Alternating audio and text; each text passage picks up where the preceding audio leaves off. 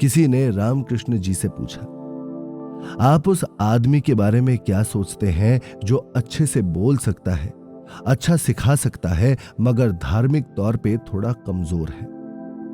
रामकृष्ण जी ने जवाब दिया, वो आदमी उस आदमी की तरह होगा जिसको किसी दूसरे की प्रॉपर्टी देखभाल करने के लिए दी गई हो। वो बड़ी आसानी से दूसरों को राय दे सकता है, क्योंकि राय देने के पैसे नहीं लगते हैं।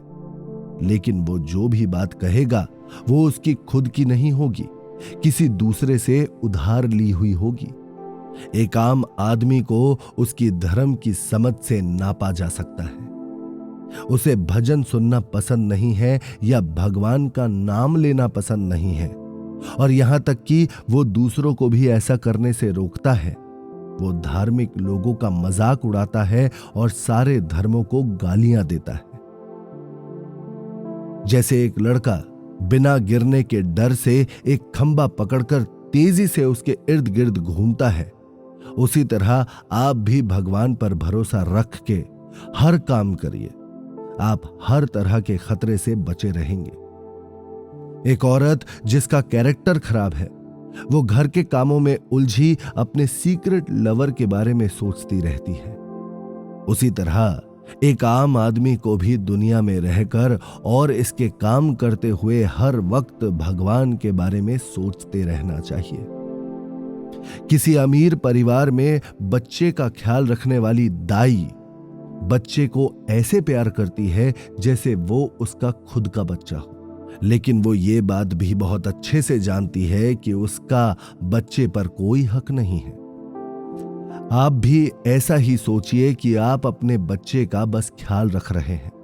उसके असली माता पिता भगवान हैं। शास्त्रों को पढ़ना तब तक आपको कोई फायदा नहीं पहुंचाएगा जब तक आप अपनी समझदारी का इस्तेमाल नहीं करेंगे और इस दुनिया से थोड़ी दूरी नहीं बना लेंगे।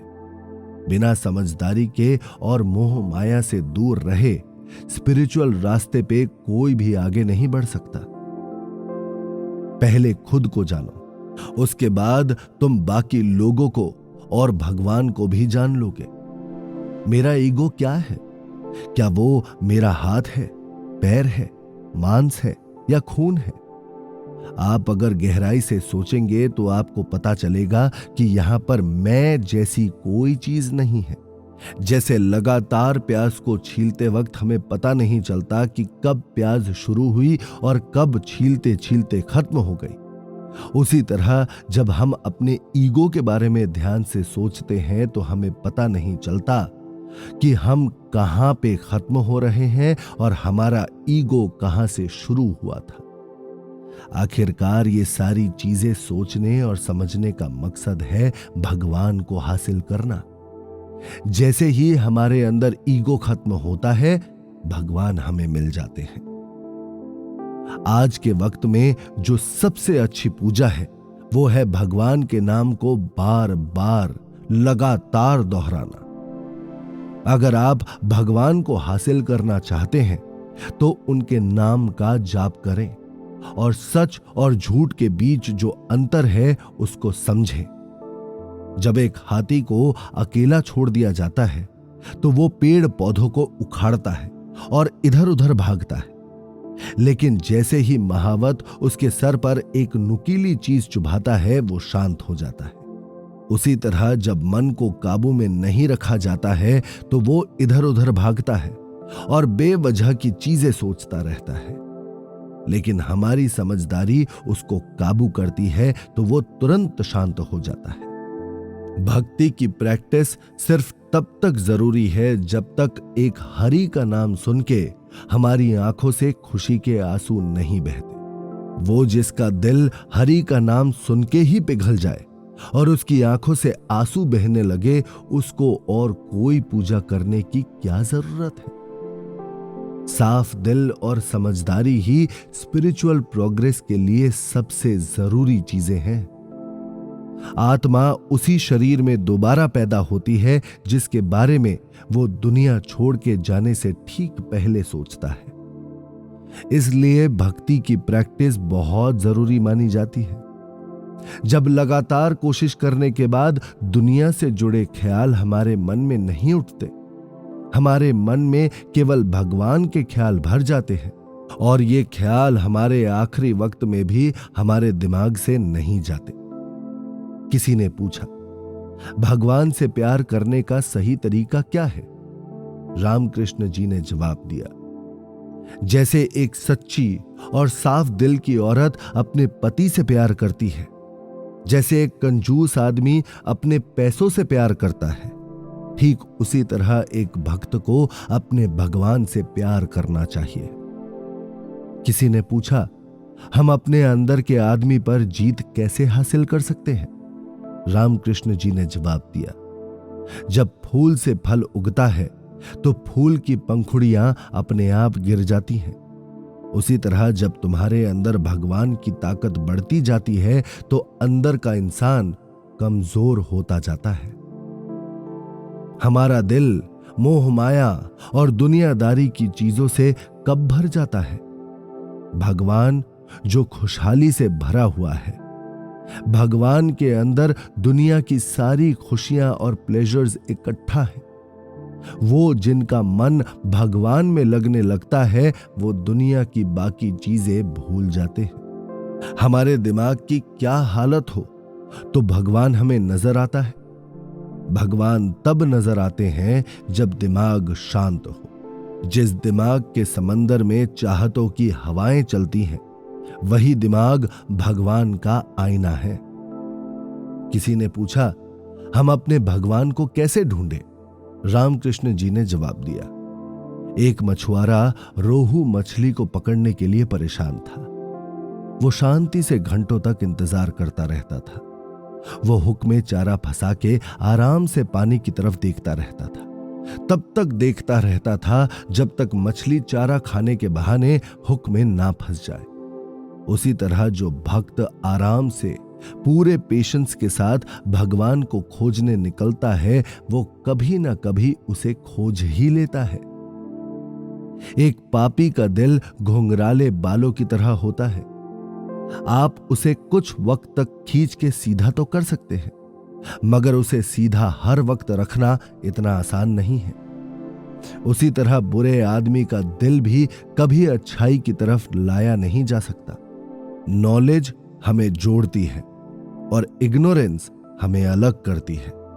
अच्छे लोगों की सोसाइटी उस पानी की तरह है जिसमें चावल धुला गया हो। चावल का पानी बुरी चीजों को खत्म करता है।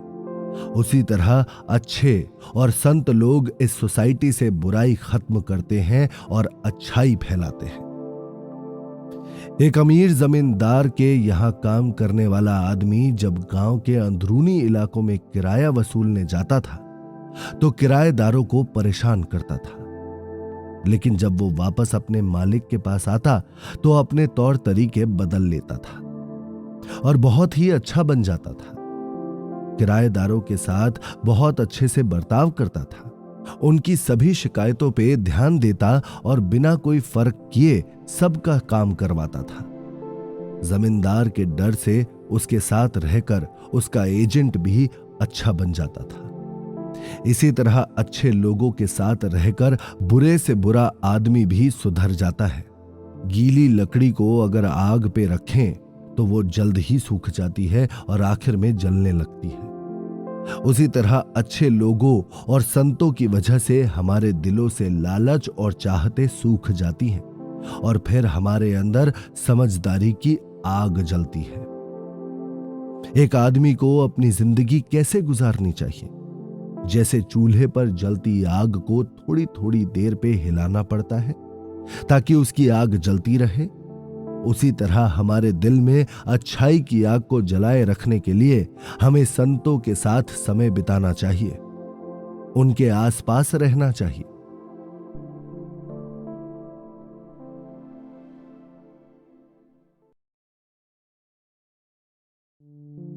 जैसे एक लोहार अपनी भट्टी में आग जलाए रखने के लिए उसमें फूंकता रहता है, उसी तरह हमारे दिमाग की आग भी संत जला के रखते हैं। आटे के एक आधे पके केक को गर्म घी में डालिए तो वो एक तरह की आवाज करेगा, लेकिन उसको जितना ज्यादा तला जाएगा वो उतनी ही कम आवाज करने लगेगा, और जब वो पूरी तरह से तल जाएगा तो उसमें से बुलबुलें निकलना बिल्कुल बंद हो जाएगा। जब तक इंसान को थोड़ी कम नॉलेज होती है वो उसे दुनिया भर में बताता है और जताता फिरता है, लेकिन जैसे ही एनलाइटमेंट मिल जाता है वो बिना मतलब अपनी नॉलेज दिखाना बंद कर देता है। वो आदमी जो दुनिया के मोह माया के बीच में रह रहा है और एनलाइटन हो जाता है वही असली हीरो है। हमें इंटरनल इंटेलिजेंस के समंदर में गोता लगाना चाहिए। गहरे समंदर के राक्षस जैसे लालच और गुस्सा, इनसे डरना नहीं चाहिए। समझदारी और दुनिया से वैराग्य से अगर हम खुद को लपेट लें तो ये मगरमच्छ हमारी तरफ नहीं आएंगे। जब कभी किसी वजह से ऐसी जगह पे जाना पड़े जहां आपके मन में किसी चीज का लालच आ सके तो आप मन में काली मां के बारे में सोचते हुए जाएं। इससे आप उन बुराइयों से बचे रहेंगे जो आपके दिल में छुपी हो सकती है। क्या तुम्हारी मां का ख्याल तुम्हें बुरे कामों से दूर रखने में तुम्हारी मदद नहीं कर सकता? किसी ने पूछा, हम जिंदगी से जो इतना प्यार करते हैं उसके ऊपर जीत कैसे हासिल करें? रामकृष्ण जी ने जवाब दिया, इंसान का यह शरीर ऐसी चीजों से बना है जो एक ना एक दिन खत्म ही हो जाएगी। ये मांस, खून, हड्डी जैसी चीजें, जब हमें यह समझ आने लगता है तो हमारा इस शरीर से प्यार अपने आप कम होने लगता है। किसी ने पूछा, क्या भक्त को किसी खास तरह का कपड़ा पहनना चाहिए? रामकृष्ण जी ने जवाब दिया, सन्यासी के लिए एक खास तरह का कपड़ा पहनना अच्छी बात है। उसे भगवा कपड़ा पहनना चाहिए। बेकार के गाने सुनने के बजाय भगवान के भजन सुनने चाहिए। लेकिन जो आदमी फैशनेबल कपड़े पहनता है वो जाहिर सी बात है दुनिया के मोह माया में उलझा हुआ है। किसी ने पूछा, कभी कभी मन को शांति मिल जाती है लेकिन वो कभी देर तक टिकती क्यों नहीं? रामकृष्ण जी ने जवाब दिया, बैम्बू की लकड़ी से अगर आग जलाई जाए तो उसे जलाए रखने के लिए बार बार फूंक मारनी पड़ती है। उसी तरह स्पिरिचुअलिटी की आग जलाए रखने के लिए हमें अपने दिल को भगवान की याद दिलाते रहना चाहिए। जो लोग दुनिया से जुड़े रहने की कोशिश करते हैं वो बिल्कुल उसी तरह हैं जो किले के अंदर रहकर जंग लड़ने की कोशिश करते हैं। वो सन्यासी जो भगवान को पाने के लिए दुनिया भी छोड़ देते हैं वो उस सैनिक की तरह है जो खुले मैदान में लड़ते हैं। किले के अंदर खड़े होकर लड़ना खुले मैदान में लड़ने से ज्यादा सेफ तरीका है। समझदार आदमी के अंदर जो भगवान मौजूद है उसकी पूजा कीजिए। हे मां, मुझे खूब प्यार दीजिए ताकि मुझे कभी कमी ना हो। आप पर मेरा भरोसा बढ़ता रहे। जो लोग उन घरों में रहते हैं जिसमें सांप के बिल हों वो लोग हमेशा चौकन्ना रहते हैं। उसी तरह इन लोगों को भी चौकन्ना रहना चाहिए जो दुनिया में रहते हैं, क्योंकि उन्हें दुनिया के मोह माया का सांप काटने को तैयार रहता है। अगर एक बर्तन के निचले हिस्से में जरा सा भी छेद हो तो उसमें से सारा पानी बह जाता है। उसी तरह अगर कोई आदमी ध्यान लगा रहा है और उसके अंदर दुनिया की चाहत जरा सी भी बाकी है तो उसके ध्यान लगाने से कोई फायदा नहीं है। जब मट्ठे को मथकर मक्खन निकाला जाता है तो हमें उसे उस मटके में नहीं रखना चाहिए जिसमें पहले से मट्ठा रखा हो। ऐसा करने से वो अपनी मिठास खो देगा। उसे एक दूसरे बर्तन में साफ पानी में रखा जाना चाहिए। इसी तरह दुनिया में कुछ लोग हैं जो कुछ हद तक परफेक्शन हासिल कर चुके हैं लेकिन फिर भी दुनिया में उलझे हुए हैं। इस बात का खतरा रहता है कि शायद वो फिर से दुनिया में फंस जाए, लेकिन अगर वो दुनिया से बाहर आ जाएं तो पूरी तरह से परफेक्शन हासिल कर सकते हैं। अगर आप एक कालिख से सने हुए कमरे में जाएं तो बिना कोई भी दाग लगाए वापस बाहर नहीं आ सकते। आप कितना भी ध्यान से चलें और कितना भी बचने की कोशिश करें, इसी तरह कोई आदमी या औरत जो किसी दूसरे जेंडर वाले के साथ रहते हैं, वो कितना भी बचने की कोशिश करें, लेकिन उनके मन में कोई ना कोई गलत ख्याल आएगा ही। उससे बचना आसान काम नहीं है। कहा जाता है कि दो लोगों ने एक साथ देवी काली के लिए शव साधना शुरू की। ये साधना शमशान में की जाती है। इसमें अंधेरी रात में किसी मरे हुए शरीर के पास बैठकर साधना करनी होती है। एक आदमी रात के शुरुआती हिस्से में ही उस जगह की भयानक हालत देख के पागल हो गया। दूसरे को रात खत्म होने के बाद मां काली ने दर्शन दिए। तब उस आदमी ने मां काली से पूछा, हे मां, वो आदमी पागल क्यों हो गया? जिस पर मां काली ने जवाब दिया, तुम भी पिछले जन्मों में कई बार पागल हो चुके हो, तब जाके मुझे आज देख पा रहे हो। हिंदू धर्म में बहुत सारी जातियां होती हैं, बहुत सारे संप्रदाय या सेक्ट्स हैं, तो हमें उसमें से कौन सा संप्रदाय या कौन सा सेक्ट अपनाना चाहिए? इससे जुड़ा कुछ माता पार्वती ने एक बार महादेव से पूछा, हे प्रभु, हम जिंदगी में वो खुशी कैसे हासिल कर सकते हैं जो हमेशा बनी रहे? महादेव ने जवाब दिया, इसकी सबसे बड़ी वजह भरोसा है। संप्रदाय की खासियत कुछ मायने नहीं रखती, लेकिन आप जिसको भी माने उसकी सभी बातों को अपने दिल में उतारें और फॉलो करें। जिस तरह एक छोटा लड़का या लड़की शादी के बाद सेक्सुअल रिश्ते को ठीक से समझ नहीं पाते हैं, उसी तरह एक मोह माया में उलझा हुआ आदमी भगवान को ठीक से समझ नहीं पाता। हमारा शरीर खत्म हो सकता है और इसलिए यह बहुत जरूरी नहीं है। तब फिर आखिर हम इसका इतना ध्यान क्यों रखते हैं? कोई भी आदमी खाली डिब्बे की फिक्र नहीं करता है, लेकिन इंसान उस डिब्बे का ख्याल रखता है जिसमें पैसे या दूसरी जरूरी चीजें हों। एक समझदार आदमी को अपने शरीर का ख्याल रखना ही चाहिए। ये वो मंदिर है जिसमें भगवान ने खुद को आत्मा के रूप में रखा है। हमें इसलिए इस शरीर का ध्यान रखना चाहिए। किसी इंसान में भगवान कब तक रहते हैं? लोहा तब तक लाल रहता है जब तक वो आग में रहता है। जिस वक्त वो आग से निकाला जाए वो काला पड़ जाता है। उसी तरह इंसान के अंदर भी भगवान तब तक रहते हैं जब तक हम खुद उन्हें खुद से अलग करने की कोशिश ना करें। सॉफ्ट क्ले जिस तरह चाहे उस तरह ढल सकती है, लेकिन जिस क्ले को जलाया गया है वो ऐसा नहीं कर सकती।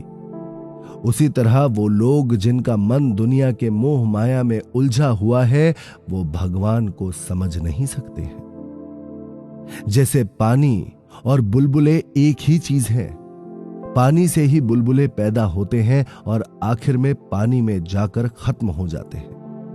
उसी तरह इंसान और भगवान भी एक ही चीज है। उनमें से एक इनफाइनाइट है और बहुत बड़ा है, और दूसरा फाइनाइट है। जब एक मेंढक की पूंछ कट जाती है तो वो पानी और जमीन दोनों जगह रह सकता है। उसी तरह जब इग्नोरेंस की पूंछ कट जाती है तो इंसान आजाद हो जाता है। वो इस दुनिया में भगवान के साथ बिना किसी फिक्र के रह सकता है। इसलिए अगर आप भी भगवान को पाना चाहते हैं तो फौरन रामकृष्ण जी की बताई बातों को अपने जीवन में अमल करना शुरू करें, क्योंकि गुरु कोई भी मजहब, कोई भी धर्म का क्यों ना हो, भगवान के करीब ले जाने का रास्ता सबका एक ही है, और वो रास्ता सच्चाई और दयालुता से ही गुजरता है।